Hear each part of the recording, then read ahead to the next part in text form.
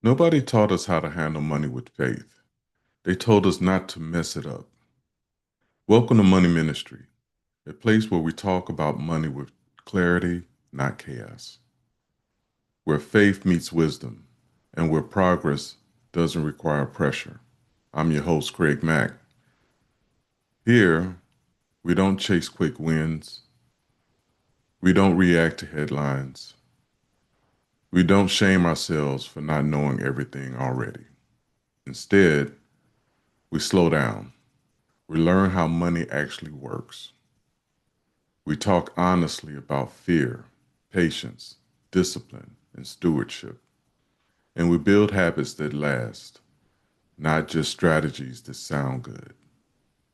Because God is not asking you to master money, He's inviting you to steward it faithfully, calmly, and with intention. So, wherever you're listening from, on your commute, during your walk, or in a quiet moment you carved out for yourself, take a breath. You're not behind, you're right where you need to be. Let's get into today's episode.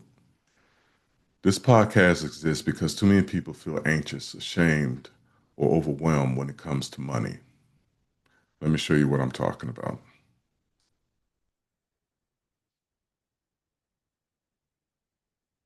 This was a survey done in 2025. It's Personal Finance Index, and it revealed a sobering truth that only 49% of adults in America were able to answer financial literacy questions correctly. That figure, that percentage, has not budged since 2017. Gen Z scored 38%, while baby boomers scored 55%. Yet even they struggle with crucial concepts like investment risk and compound interest. 38% financial literacy among Gen Z. America's youngest adults are entering the workforce with dangerously low financial knowledge, setting them up for decades of struggle. 43, $243 billion are lost annually because of lack of financial knowledge or money management. Nearly 15% of the losses exceed $2,500. Gender disparities. Women consistently score lower on financial assessments, facing unique barriers in wealth building and retirement security. Hispanic communities, they have to deal with language barriers and have low literacy rates. African Americans, structural inequality contribute to persistent knowledge gaps and reduced access to wealth building opportunities. 72% of upper income households feel knowledgeable about finances, while 42% of lower income households feel knowledgeable about finances.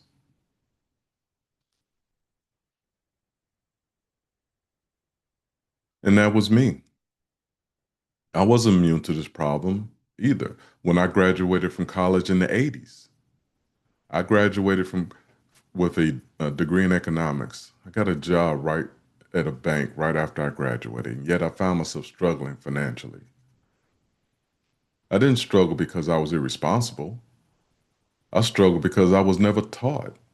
I had faith, but fear still showed up in my finances. So this space exists to bring clarity, calm, and truth without guilt, pressure, or performance. Because money was never meant to replace your faith, and faith was never meant to ignore your finances. Most of us learn money through stress. We watched adults argue about it, avoid it, worry about it. So money quietly became emotional. And when emotion mixes with money, fear usually wins. But scripture tells us something different. Luke 9:3. And he said unto them, take nothing for your journey, neither staves, nor scrip, neither bread, neither money, neither have two coats apiece. God is not intimidated by your finances. He's not surprised by your mistakes. He's not disappointed by your questions.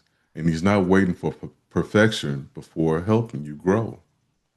He's not waiting for you to figure everything out before he helps you. He helps those who help themselves. He works through process, through patience, through stewardship, not panic, through faithfulness in small things, especially when you don't feel impressive, when they don't feel impressive. This podcast isn't about getting rich. If that's what you're looking for, you'll be disappointed early.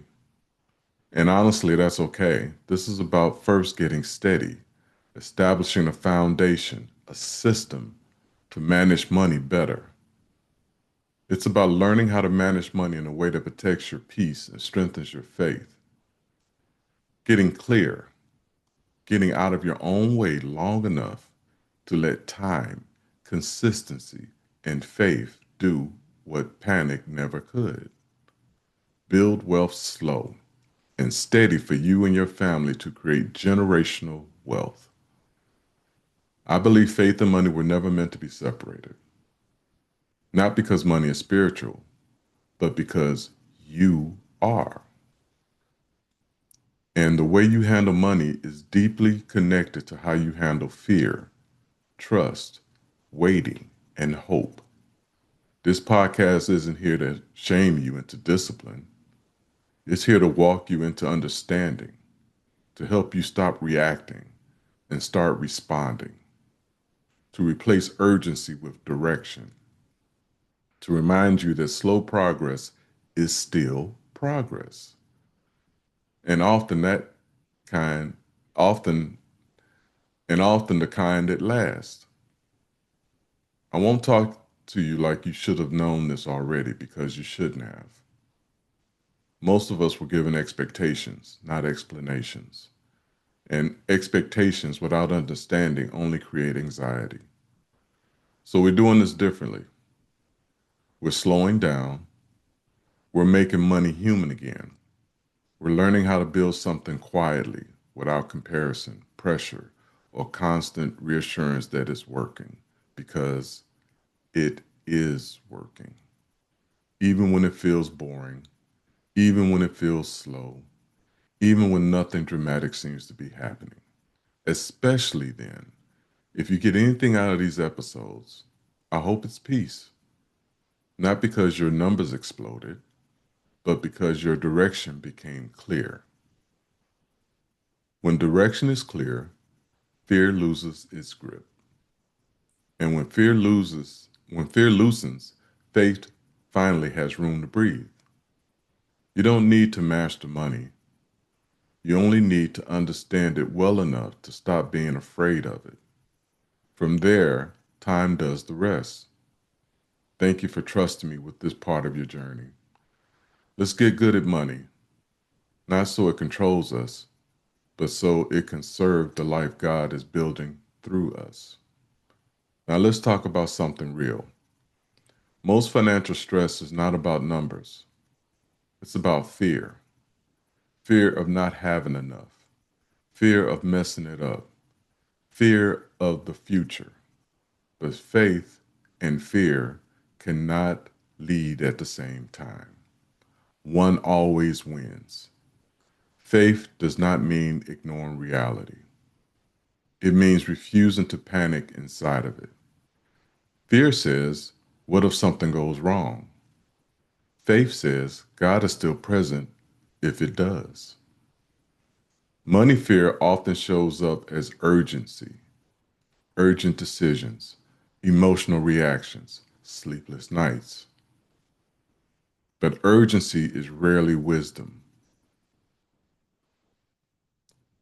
Scripture reminds us God is our provider, not our paycheck. That doesn't remove responsibility, it removes panic. Question: when money feels tight, do you move faster or quieter? Because wisdom usually slows you down. Faith doesn't promise comfort, it promises presence. and presence is enough to move forward calmly. I'll leave you with this. Peace does not come from having everything figured out. Peace comes from knowing you're moving in the right direction. And today, right now, you are. If this episode encouraged you, please hit the like button. Consider sharing it with someone who might need peace, not pressure, around their finances. And if you'd like to continue this journey with me, be sure to subscribe to Money Ministry so you don't miss future episodes. Until next time, stay grounded, stay patient, and trust that what you're building slowly and faithfully is working.